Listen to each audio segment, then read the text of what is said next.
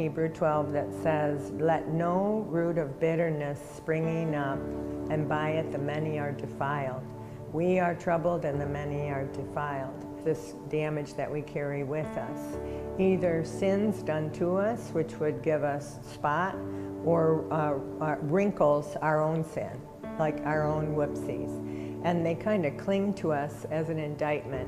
And the enemy will help us continue to keep those in our heart rather than release them to the Lord like as we were meant to be. So we can tell if we're experiencing some bitter root action because we're just coming into relationship. We're just wanting this, heart-to-heart connection. And according to when we grab that hand, we get this emotional reaction. It's almost like I've got a party buzzer in my hand. And so when you hit that emotional reaction, you're like, ow, that really hurts. That really gives me a reaction. We know we don't war against flesh and blood, so something else is going on. Now, fool me once, shame on me, but fool me twice, shame on you. Like, oh, I'm going to keep my heart away from you. You, the one you gave me, Lord. It happened in the garden and it happens to us. What we have the opportunity to say is, I don't war against flesh and blood, but I am having an emotional reaction. And this is telling me that one of two things. I'm having an unsettled issue that's coming from my foundation and springing up, troubling me, potentially defiling the other. And another thing that I could be observing is that I'm not very good at those fruits of the Spirit. When this emotion is coming up, can I remain patient? Can I remain kind? If that's not possible, then we know that we actually can't pull this off with our will, that we actually need audience. We can go right to the Holy of Holies. That's what the Lord said. And in fact, this place dwells within us.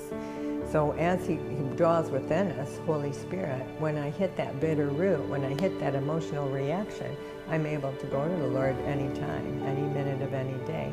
But actually, Hebrews 10 says it is our responsibility. You can't push this down or deny it. If you're having a reaction, you are going to sin if you don't get it to God. You're going to sin. You're going to harden your heart. You're going to meditate your right to be offended. You're going to feel that terrible, icky, feel shame. All of the things that Satan played on them in the garden. I'm going to start to be afraid and build walls or hide from the humans, hide from life, hide from God.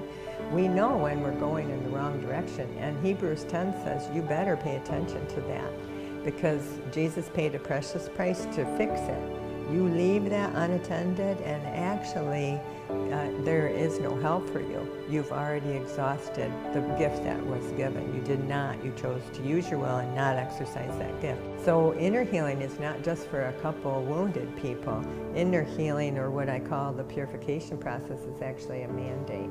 As we begin to listen to those emotional reactions that we're having, as we begin to really walk circumspectly and see what was my behavior, what was my action. And now I have a personal responsibility to the Lord to make sure I keep my accounts short, make sure that I'm at peace with all men, make sure that what I hear, the nature of God to be in that book, is the experience that I have in my own heart. I'm not rehearsing grudges or offenses. I have a responsibility. Now the Jews knew this. They had a holy awe of the Lord, and they needed to account for all of their heart out of position before the book closes. So they know they have to keep their accounts short. We are not quite so cognizant of when we're reacting and when we're out of God's will. But we can tell because of those emotions flagging. Emotions are saying, uh-oh, something's up, something's going on here, and you don't war against flesh and blood, but you do have a power and voice that's pushing you around. And if you do not get going to the other voice, resist the enemy, flee. If you do not get going to the other voice, odds are you're probably going to go all the way into offense. The enemy is going to provoke you into fear and hiding. And it's going to actually affect your value. But you see the other way. Perfect love casts out fear. And it's the grace of God that heals that wound so that I can show grace and mercy and not choose offense.